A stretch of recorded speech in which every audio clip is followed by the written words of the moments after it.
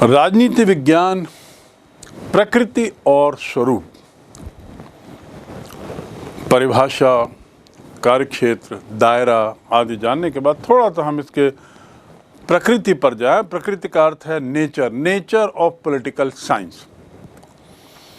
क्या है राजनीति विज्ञान, है क्या, उसका विषय क्षेत्र क्या है, ये तो हम समझ गए।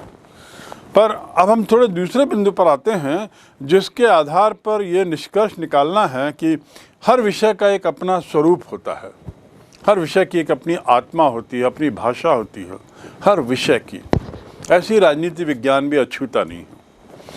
सवाल ये उठता है कि किस आधार पे कि हमको निष्कर्ष निकालना है कि राजनीति विज्ञान विज्ञान है या कला है, और या दोनों हैं। क्या यह विज्ञान है, science? Is political science science? Is political science an art subject और is it both? It's a combination of both. ये एक समस्या सामने है जिस पर थोड़ा सा चर्चा करना जरूरी है। जो राजनीति विज्ञान वेत्ता हैं उनमें बहुत गहन मतभेद है, विरोधाभास है, विचारों में समानता नहीं है, और परिभाषा जैसे बहुत सारी परिभाषाएं हैं, ऐसे बहुत सारे विचार भी इसको लेकर हैं। और इसमें जो मूल रूप से कुछ लोग तो इसे कहते हैं कि ये सर्वोच्च विज्ञान है, it is the best science और प्योर साइंस है, पूर्ण विज्ञान है, कंप्लीट साइंस है। और साइंस कहने वालों में बड़े बड़े विद्वान हैं जिसमें Aristotle, Bodin, Hobbes, Montesquieu, Bluntschli, Harold Laski, Garner, Willoughby, इतने बड़े बड़े विचारकों ने कहा है कि पॉलिटिकल साइंस या राजनीति विज्ञान एक विज्ञान है। अरस्तु से लेकर विलोबी तक के लोगों के जो नाम मैंने लिए, ये सब महान विचारक रहे हैं और इन्होंने कहा है कि ये विज्ञान है। दूसरी ओर ऐसे विचारक हैं जिन्होंने इसे कहा है कि यह विज्ञान तो हो ही नहीं सकता। उनका कहना है कि ये विज्ञान मानने को तैयार ही नहीं है इसे। अब इसमें कौन लोग हैं? इसमें भी उतने ही बड़े लोग हैं, उतने ही महान लोग हैं जितने कि अभी मैंने नाम गिनाए। उदाहरण के लिए विज्ञान ना मानने वाले लोगों में Edmund Burke, Lowell, Maitland, Comte, ये सब बहुत बड़े विचारक रहे हुए अपने काल के। ये लोग इसे विज्ञान मानने को तैयार ही नहीं हैं। तो हम देखते हैं कि दो छोर हैं। एक इसे प्योर निश्चित रूप से विज्ञान ही मानता है और दूसरा इसे कुछ और मान ले लेकिन विज्ञान नहीं मानता। तो इस पर थोड़ा सा विचार करने की ज़रूरत है। हम थोड़ा से जानें कि आखिर इसके ऐसे विरोधी विचारों के कारण क्या हैं। बर्क का कहना है कि जिस प्रकार हम सौंदर्य शास्त्र को अंग्रेजी में कहते हैं एस्थेटिक्स, सुंदरता, ऐसा विषय जिसमें सौंदर्य पर चर्चा की जाती है, तो जिस प्रकार हम सौंदर्य शास्त्र को विज्ञान की संज्ञा नहीं दे सकते, उसी प्रकार राजनीति शास्त्र को भी विज्ञान नहीं कहा जा सकता।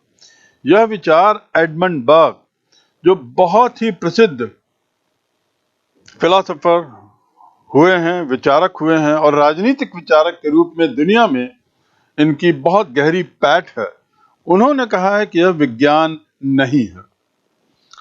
राजनीति विज्ञान वास्तव में विज्ञान है या नहीं, इसका उत्तर देने से पहले तो हमें समझना होगा कि विज्ञान कहते किसे हैं, आखिर विज्ञान से हमारा तात्पर्य क्या है। तो चलिए हम चलते हैं, विज्ञान क्या है इसको थोड़ा समझने की कोशिश करें। What is science? यदि हम बहुत व्यापक अर्थ में देखें, ब्रॉड मीनिंग में जाने, तो किसी भी विषय के क्रमबद्ध एवं विधिवत ज्ञान को विज्ञान कहते हैं। विधिवत ज्ञान और क्रमबद्ध ज्ञान, एक सीक्वेंशियल इंफॉर्मेशन जिसमें रहती हो, नॉलेज रहता हो, उसे एक तरीके से विज्ञान कहा जाता है। प्रोफेसर गार्नर, उनके शब्दों में विज्ञान किसी विषय से संबंधित उस ज्ञान राशि को कहते हैं जिसकी प्राप्ति विधिवत पर्यवेक्षण, अनुभव और अध्ययन के आधार पर की गई हो। यानी ये एक ऐसा विषय है, इसमें ज्ञान कैसे मिलता है? ज्ञान मिलता है पर्यवेक्षण के द्वारा, यानी व्यक्तिगत रूप से देखने के द्वारा, अनुभव के द्वारा, स्वयं के द्वारा अनुभव किया जाए और फिर उसके बाद अध्ययन किया हो, तब हमें एक तरीके से विज्ञान विषय के तहत उस विषय के अध्ययन को माना जा सकता है। साथ ही इसके तथ्य पर संबंध, वर्गीकृत और क्रमबद्ध तरीके से इनके तथ्य परस्पर संबद्ध, वर्गीकृत और क्रमबद्ध किए गए हों। यानी इसके अंतर्गत आने वाले जो भी बिंदु हैं उनका एक दूसरे से ताल्लुकात हो, एक दूसरे से संबंध हो और श्रेणीबद्ध हो। जैसा मैंने पहले ही कहा, क्रमबद्ध होना इसका अत्यधिक आवश्यक है। एक इसका सीक्वेंस होता है, एक इसका ऑर्डर होता है, वही विज्ञान कहलाता है। संक्षेप में विज्ञान के जो लक्षण हैं और उसकी जो मूल विशेषताएं हैं क्या हैं, किसे हम विज्ञान कह सकते हैं, इसको संक्षिप्त में इसके कुछ 5 बिंदु होते हैं। यदि कोई सा विषय इन 5 बिंदुओं को पूरा कर रहा हो तो हम मान लें कि हाँ, यह विज्ञान का विषय हो सकता है। पहला बिंदु जिसमें इसके लक्षण दिखाई दें वह है विज्ञान के सिद्धांत या नियम निश्चित तथा अटल होते हैं। निश्चित होना और अटल होना। अटल मतलब जिसमें परिवर्तन, जिस व्यक्ति के साथ अलग अलग इसकी परिभाषाएं, अलग अलग इसके किसी निष्कर्ष को नहीं पहुंचा जा सकता विज्ञान के विषय के अंतर्गत। तो इस प्रकार विज्ञान के जो सिद्धांत होंगे वे अटल होंगे। दूसरा बिंदु विज्ञान का है, इनके सिद्धांतों में एक रूपता होगी। एक रूपता का अर्थ वही है जो पूर्व में कहा गया है कि सभी लोगों के द्वारा एक ही निष्कर्ष पे निकला जाए। सभी जगहों में, अन्य क्षेत्रों में, अन्य व्यक्तियों द्वारा यदि कोई सा प्रयोग विज्ञान में किया जाता है या वैज्ञानिक विषय हो तो निष्कर्ष एक ही निकलेगा, एक रूपता होगी उसके निष्कर्ष में। यह विज्ञान के सिद्धांत का एक बहुत महत्वपूर्ण अंग है। साथ ही सार्वभौमिकता पाई जाती है। सार्वभौमिकता मतलब जिसमें जो सर्वश्रेष्ठ, सर्वोच्च हो, इसके ऊपर कोई दूसरा बिंदु ना हो, ऐसा विज्ञान के सिद्धांत में एक रूपता और सार्वभौमिकता की बात कही गई है। तीसरा बिंदु, विज्ञान के निष्कर्षों में निश्चितता पाई जाती है। निश्चितता यानी निष्कर्ष निकले तो वह निश्चित हो। ऐसा नहीं कि एक बार प्रयोग किया विज्ञान के विषय में, एक बार कुछ बात की वैज्ञानिक बिंदु पर और निश्चितता नहीं आ पा रही है कि आखिर इसका निष्कर्ष क्या निकलेगा। ऐसा नहीं होता। विज्ञान में निश्चितता आना आवश्यक है और इसीलिए विज्ञान में क्या होता है, इस निश्चितता के आधार पर ही हम आगे वाले बिंदु के बारे में भविष्यवाणी कर सकते हैं कि आगे क्या होगा। तो विज्ञान में भविष्यवाणी की गुंजाइश रहती है और उसका आधार होता है इसके निश्चित निष्कर्ष।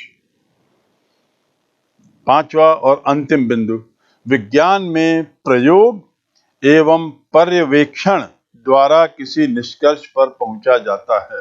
यानी प्रयोग बहुत अहम बिंदु है विज्ञान का, और साथ ही पर्यवेक्षण यानी स्वयं के द्वारा उसे देखा जाना, अनुभव किया जाना, यह अत्यावश्यक है। तो इस प्रकार हम कह सकते हैं कि विज्ञान के सामान्य लक्षण और मूल विशेषताओं में निश्चितता, अटलता, एक रूपता, सार्वभौमिकता और सत्यता की जांच, और उसके साथ ही भविष्यवाणी की संभावनाएं और अंतिम प्रयोग और पर्यवेक्षण का होना, जिसके आधार पर निष्कर्ष पर पहुंचना, ये बिंदु किसी विषय को विज्ञान के विषय के तहत लाते हैं जो इन बिंदुओं को पूरा करते हैं। राजनीति शास्त्र की जो प्रकृति है या उसका जो स्वरूप है, उसको स्पष्ट रूप से तो तभी समझा जा सकता है जब हम इसके विज्ञान एवं कला दोनों रूपों को पक्ष और विपक्ष में देखें। सोचने की बात है, विज्ञान के रूप में राजनीति शास्त्र को देखें और साथ ही कला के रूप में भी, साइंस के रूप में और ह्यूमैनिटीज के एक विषय के रूप में इसका पक्ष और इसका विपक्ष दोनों पर अपना मत रखें। दोनों दृष्टि से, दोनों दृष्टिकोण से इस पर विचार विमर्श करें, तब जाकर हम राजनीति विज्ञान के सही स्वरूप को, सही प्रकृति को हम समझ सकते हैं। जो ऊपर जो मानदंड हमने बताए हैं, इनके आधार पर अब हम ये जानने की कोशिश करेंगे कि राजनीति विज्ञान इन मानदंडों पर, ये ऊपर दिए गए 5 मानदंडों पर कहां तक खरा उतरता है, कितना इन 5 बिंदुओं के निकट है, क्या वह सभी 5 बिंदुओं को छूता है या इनमें से किसी बिंदु पर वह खरा नहीं उतरता, और यदि नहीं उतरता तो इसके मायने क्या हैं, इसके अर्थ क्या हैं, यह अब हम जानने की कोशिश करेंगे। तो सबसे पहले हम जानते हैं कि हम समझें कि राजनीति विज्ञान विज्ञान है, इसके पक्ष में क्या तर्क किए जाते हैं। विज्ञान की जब बात करते हैं तो विज्ञान का अर्थ क्या है, विज्ञान किसे बोलते हैं, विज्ञान का अभिप्राय क्या है, मायने क्या। विज्ञान, विशेष ज्ञान। ये जब विशेष ज्ञान की बात होती है तो उसमें कुछ ऐसे बिंदु आते हैं कि एक क्रमबद्ध ज्ञान होता है, हमेशा एक डेवलपमेंट रहता है, इवोल्यूशन रहता है, जो नियमित पर्यवेक्षण और परीक्षण स्वयं से देखा जाए और जिसका प्रैक्टिकल किया जाए, अनुभव किया जाए, उसके अध्ययन से जो उत्पन्न होता है वह विज्ञान कहलाता है। It is a systematic observation and experience. ऐसा विज्ञान का जो दायरा है वह है, उसी के माध्यम से जो प्राप्त होता है उसे हम विज्ञान कहते हैं, और इस दृष्टि से राजनीति विज्ञान जो है वह विज्ञान माना जा सकता है। राजनीति विज्ञान को विज्ञान मानने के पक्ष में जो तर्क दिए जाते हैं, थोड़ा उनको बिंदुवार थोड़ा देखें। उनका कहना होता है, इन विचारकों का, कि राजनीति विज्ञान में भविष्यवाणी संभव है, जो विज्ञान के लिए बहुत आवश्यक एक तत्व है कि विज्ञान वह विषय जिसमें भविष्यवाणी की जा सके, राजनीति विज्ञान में वो संभव है। ऐसे ही राजनीति विज्ञान में दूसरा बिंदु है, सही निष्कर्ष पर पहुंचा जा सकता है। तीसरा, मानव स्वभाव में भी स्थिरता रहती है, क्योंकि राजनीति विज्ञान का ताल्लुक मानव स्वभाव से है, मानव उसका केंद्र है। तो इनका कहना है, इनके विचारकों का, कि राजनीति विज्ञान से जुड़ा हुआ जो केंद्र है मानव, मानव के स्वभाव में भी तो स्थिरता रहती है और साथ ही एक रूपता भी होती है, तो फिर यह विज्ञान की श्रेणी में आएगा। चौथा बिंदु जो इनका है कि राजनीति विज्ञान एक व्यवस्थित ज्ञान है, इट्स एन ऑर्डरली साइंस, इसमें इसका एक अपनी व्यवस्था है। पांचवा बिंदु कि कार्य और कारण में संबंध है। विज्ञान जो है वो हमेशा कार्य, कारक, कारण इसकी बात करता है। इस पर विस्तार से हम आगे बात करेंगे। तो इनका कहना है, इन विचारकों का, कि राजनीति विज्ञान विज्ञान इसलिए है क्योंकि इसमें भी कार्य और कारण के बीच में गहन संबंध है। जो प्रयोग होते हैं राजनीति विज्ञान के लिए, राजनीति विज्ञान के विषय के तहत जो प्रयोग किए जाते हैं वे सब वैज्ञानिक प्रयोग हैं, तो इसलिए भी ये खरा बैठता है विज्ञान के परिभाषा के तहत। और अंतिम बिंदु जो इसके पक्ष में, इसे विज्ञान कहने के पक्ष में विचारकों द्वारा दिया जाता है, वो ये है कि ये सर्वमान्य तथ्यों को पाया जाता है। दूसरे शब्दों में, इसमें ऐसे तथ्य, इसमें जो निष्कर्ष निकलते हैं वे सर्वमान्य हैं, सभी जगह वही रहेंगे तथ्य, वही निष्कर्ष निकलेंगे। तो इस प्रकार इन 8-9 बिंदुओं के आधार पर विचारकों का कहना है, विचारकों के एक समूह का कहना है कि राजनीति विज्ञान विज्ञान ही है। अब एक दूसरा जो ग्रुप है जो कहता है कि राजनीति विज्ञान विज्ञान नहीं है, यह नेचुरल साइंस नहीं है, it is not a science.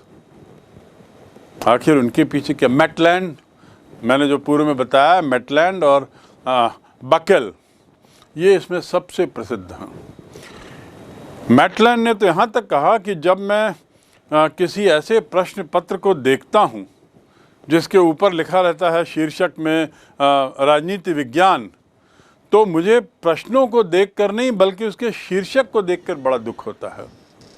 मतलब मैटलैंड तो बहुत ही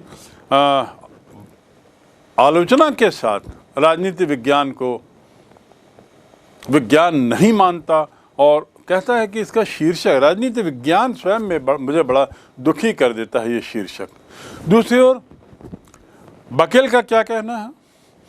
बकेल ने कहा है कि ज्ञान की वर्तमान अवस्था में आज जो स्थिति है ज्ञान की, राजनीति विज्ञान का विज्ञान होना तो दूर, वो तो कला में भी सबसे पीछे, सबसे फिसड्डी है। तो आप सोच सकते हैं कि राजनीति विज्ञान के स्वरूप को लेकर, ये विज्ञान है या कला, इसको लेकर कितना विरोधाभास है, कितने विरोधी विचार। बकेल विज्ञान तो दूर बल्कि कला में भी यह सबसे पीछे, सबसे निम्न श्रेणी का विषय हो सकता है, सबसे पिछड़ी कला हो सकती है।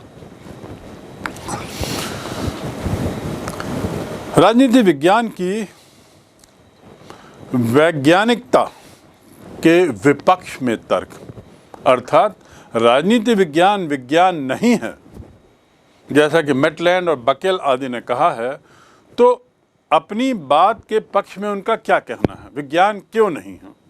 तो उन्होंने कुछ ऐसे 8 बिंदु उन्होंने भी दिए हैं।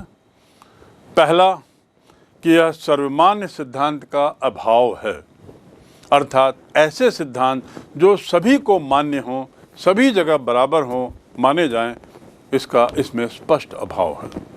दूसरा, जहां विज्ञान के पक्ष में लोगों ने कहा कि इसमें पर्यवेक्षण और परीक्षण और उससे निकले हुए निष्कर्ष समान होते हैं, इन विचारकों का कहना था कि पर्यवेक्षण और परीक्षण का इसमें स्पष्ट अभाव है।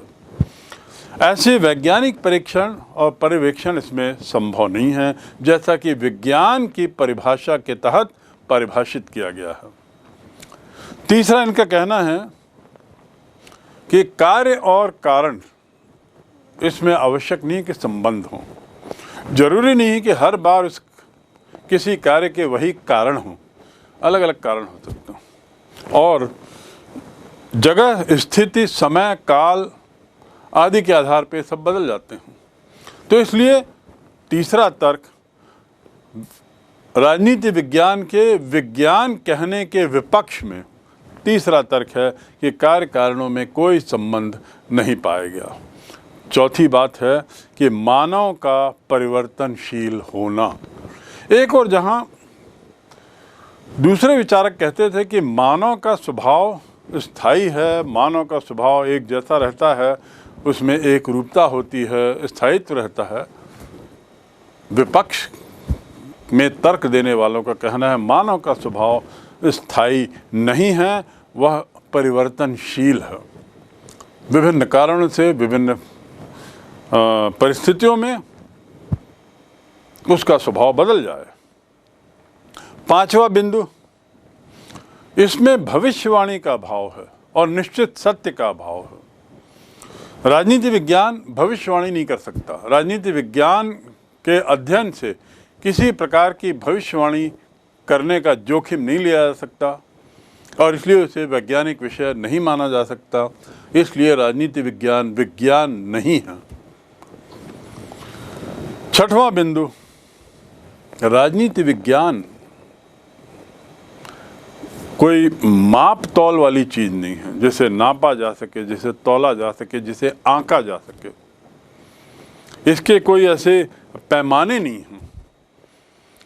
तो ऐसे पैमानों की अनुपस्थिति में, स्थिर पैमानों की अनुपस्थिति में, इन विचारकों के अनुसार राजनीति विज्ञान विज्ञान कहलाने से कोसों दूर है।